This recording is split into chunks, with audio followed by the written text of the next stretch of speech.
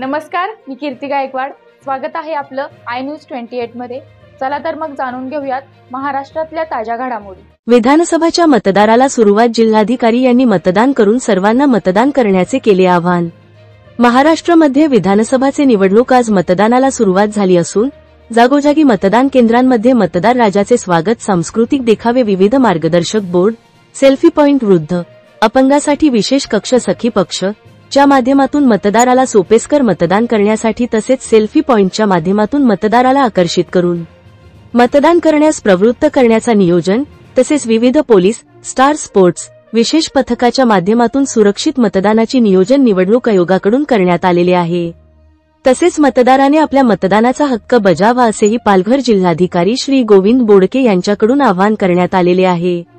वार्ताहर India news 28 साठी प्रणय प्रभाकर पाटील, पालघर जिल्हा ब्युरो चीफची रिपोर्ट।